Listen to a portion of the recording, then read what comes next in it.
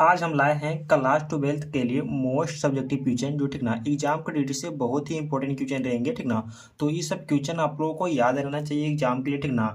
ये हम gas question करवा रहे हैं ठीक ना। हम एक वीडियो में 10 गैस क्वेश्चन करवाएंगे नहीं 10 गैस क्वेश्चन करवाएंगे ठीक ना। आपको 10-10 क्वेश्चन डेली आपको याद करना है ठीक ना। हम केमिस्ट्री का 1 से 50 तक करवा दिए हैं ठीक ना, यानी 5 वीडियो में उनका 50 क्वेश्चन हम करवा दिए हैं। तो केमिस्ट्री का गैस क्वेश्चन आप लोग याद कर लेंगे। अगर याद नहीं है तो ठीक ना आप उसे याद कर लेंगे ठीक ना। डेली आपको आपको निर्णय लेना है ठीक ना कि हम डेली 10 सब्जेक्टिव क्वेश्चन याद करेंगे ठीक ना। क्योंकि आपका एग्जाम में लगभग 60 दिन बचा हुआ है ठीक ना। तो उससे पहले आप लोग क्वेश्चन को याद कर लेंगे ठीक है। तो हमारा पहला क्वेश्चन है रिडबर्ग नियतांक क्या है ठीक ना। रिडबर्ग नियतांक क्या है, तो आपको रिडबर्ग नियतांक क्या है उसके एसआई मात्रक को लिखें ठीक ना। उसके क्या, तो इसका एसआई जो मात्रक होता है ठीक ना, एसआई मात्रक ठीक ना। यहाँ पे एसआई मात्रक क्या, तो एसआई मात्रक को लिखें ठीक ना। तो आपको आंसर में लिखना है कि हाइड्रोजन के लिए रिडबर्ग नियतांक ठीक ना, रिडबर्ग नियतांक कितना होता है। हाइड्रोजन के लिए रिडबर्ग नियतांक होता है जो होता है RH बटा एमी पर पावर क्या, तो 4 एमी पर पावर 4 ठीक ना, बटा 8 एप्सिलॉन नॉट पर पावर 2 और सी एस पर पावर 3 ठीक ना। ये 2024 बोर्ड एग्जाम में पूछा गया है क्वेश्चन ठीक ना। तो आने की भी संभावना है ठीक ना, ज़्यादा आने की संभावना नहीं है इस क्वेश्चन को, लेकिन बट ये इंपॉर्टेंट क्वेश्चन है इसीलिए हम करवा दिए हैं ठीक ना।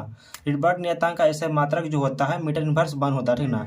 रिडबर्ग नियतांक का ऐसा मात्रक जो होता है क्या होता है, तो मीटर इनवर्स 1 ठीक ना। ये 2 मार्क्स के लिए बहुत ही इंपॉर्टेंट क्वेश्चन है ठीक ना। तो इस क्वेश्चन को आप लोग जरूर से जरूर याद कर लेंगे ठीक है। अगला क्वेश्चन देखेंगे, क्वेश्चन नंबर 2 देखेंगे। क्वेश्चन नंबर 2 है कि लॉजिक गेट क्या है। लॉजिक गेट क्या है और कितने प्रकार का मूल लॉजिक गेट होते हैं ठीक ना। लॉजिक गेट को मूल गेट भी कहा जाता है ठीक ना। तो लॉजिक गेट कितने प्रकार के होते हैं और लॉजिक गेट कितने प्रकार के होते हैं ये भी आपको बताना है ठीक ना। तो आपको आंसर में लिखना है कि लॉजिक गेट एक क्या है, तो उपकरण है ठीक ना। लॉजिक गेट क्या है, तो एक उपकरण है ठीक ना, जो क्या करता है, तो लॉजिकल क्रिया करता है ठीक ना। क्या करता है, तो लॉजिकल क्रिया करता है। मुख्यतः 3 प्रकार का होता है लॉजिक गेट। लॉजिक गेट कितने प्रकार के होता है, तो एक लॉजिक गेट होता है जो हमारा वो 3 प्रकार का होता है। कितने प्रकार का होता है, तो 3 प्रकार के होते हैं ठीक ना। आपको याद रखना है कि लॉजिक गेट कितने प्रकार के, तो 3 प्रकार के ठीक ना। ऑब्जेक्टिव में पूछा जाएगा कि लॉजिक गेट कितने प्रकार के होते हैं, तो 3 प्रकार के होते हैं ठीक। पहला में कौन गेट होता है, तो पहला में होता है एंड गेट ठीक ना। दूसरा में क्या होता है, तो और गेट ठीक ना। तीसरा में क्या होता है, तो नॉट गेट ठीक ना। और गेट, एंड गेट, और गेट, नॉट गेट ठीक ना। देख सकते हैं उसका संकेत है ठीक ना, इस प्रकार से इसका फिगर रहेगा एंड गेट का ठीक ना।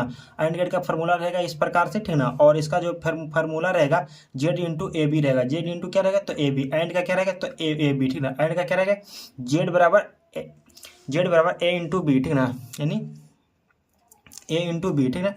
और गेट का क्या रहेगा संकेत, तो इस प्रकार से इसका संकेत रहेगा और गेट का, और इसका फार्मूला रहेगा जेड बराबर ए प्लस बी। जेड बराबर क्या रहेगा, तो ए प्लस बी ठीक ना।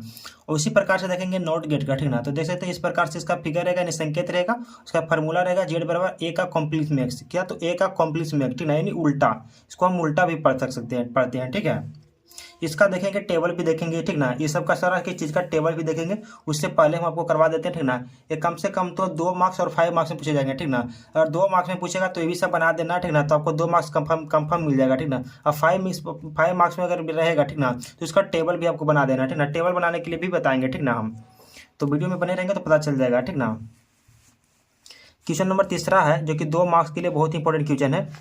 क्वेश्चन क्या है कि जनरल डायोड को समझाइए ठीक ना। जनरल डायोड को समझाइए, तो आपको लिखना है ठीक ना। आपको क्वेश्चन को रटना नहीं है ठीक ना, सिर्फ समझना है। हम आपको याद करवा देंगे इसी वीडियो में, बने रहेंगे वीडियो में, समझ में आ जाएगा ठीक ना।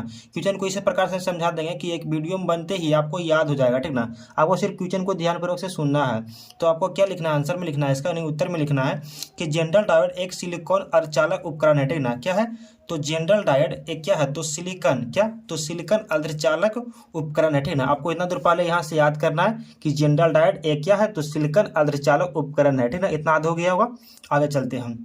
जो अर्घ अभिनीति से, तो क्या, तो जो अर्घ अभिनीति से तथा क्या पक्ष अभिनीति, क्या अर्घ अभिनीति और क्या पक्ष अभिनीति दोनों दिशाओं में क्या करता है, तो धारा को प्रवाहित करता है। क्या करता है, इलेक्ट्रिसिटी को क्या करता है, प्रवाहित करता है। धारा को क्या करता है, तो प्रवाहित करता है। उसके बाद इसमें देखें, इसमें अधिक अशुद्धियाँ मिलाई जाती है। किसमें, तो इसमें जो धारा प्रवाहित की जाती है तो क्या की जाती है, तो इसमें अधिक, इसमें क्या मिलाई जाती है, तो अधिक अशुद्धियाँ मिलाई जाती है ठीक ना। तथा यह पक्ष अभिनीति क्या, तो पक्ष अभिनीति में कार्य करता है। किस में कार्य करता है? तो पक्ष अभिनीति में कार्य करता है, ठीक ना। इसका उपयोग वोल्टेज को नियंत्रण में किया जाता है, ठीक ना।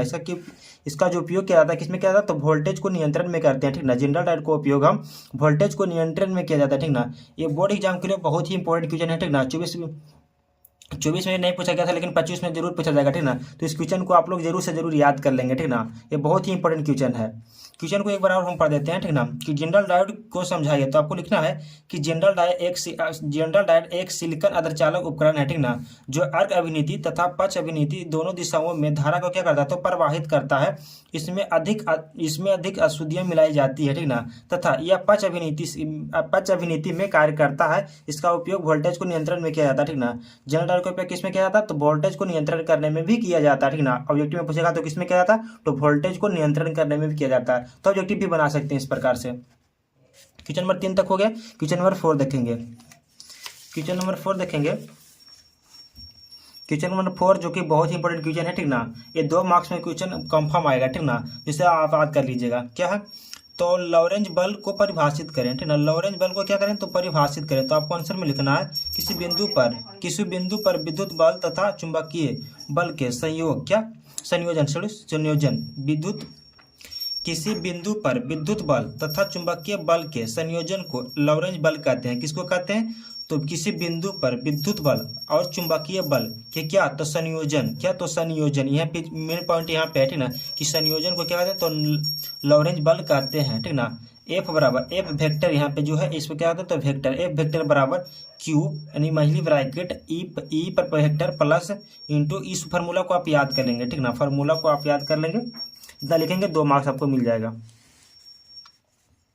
देख सकते हैं इसका एंड गेट, ठीक ना। एंड गेट का देख सकते हैं इस प्रकार से संकेत होता है, ठीक ना। संकेत को याद कर लेंगे। इसका फार्मूला देख सकते हैं जेड बराबर ए इंटू बी होता है, जेड बराबर ए इंटू बी। और इसका देख सकते हैं टेबल। तो टेबल में कुछ नहीं करना है। जेड बराबर क्या होता है? तो ए इंटू बी। एंड का क्या होता है? जेड बराबर ए इंटू बी।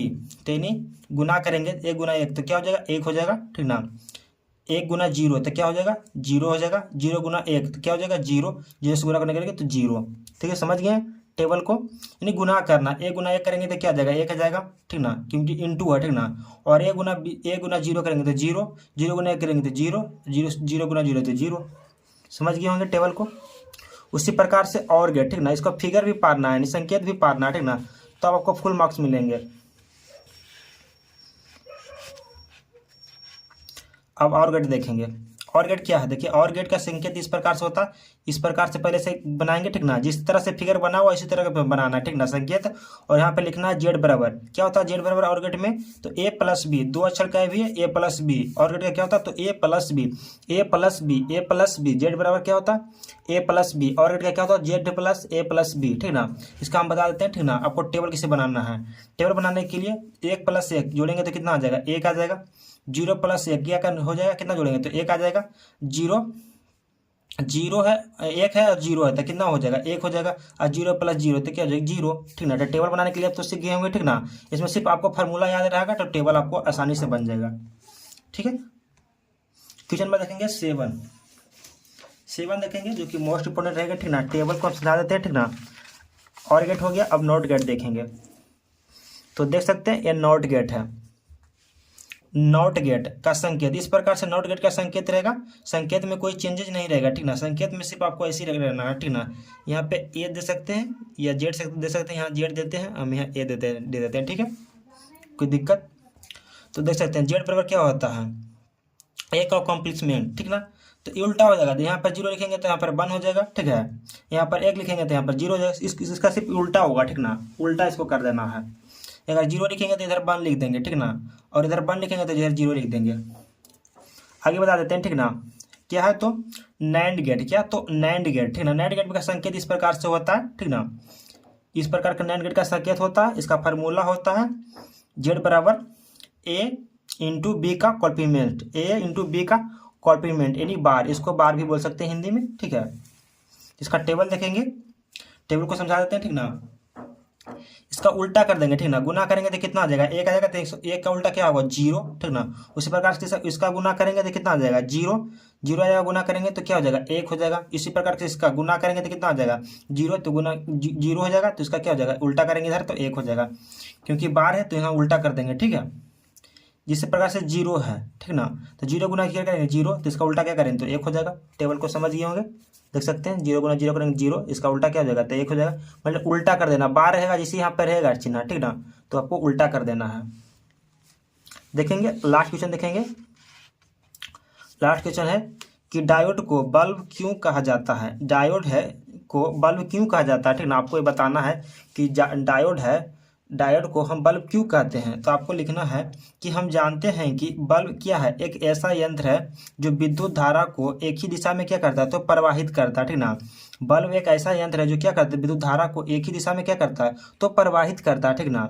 ठीक उसी प्रकार से डायोड भी है, ठीक ना। क्या, तो ठीक उसी प्रकार से डायोड भी है जो विद्युत धारा को एक ही दिशा में क्या करता है तो प्रवाहित करता है, ठीक ना। एक डायोड भी है उसी प्रकार से है, इस तरह से विद्युत धारा को क्या करता है।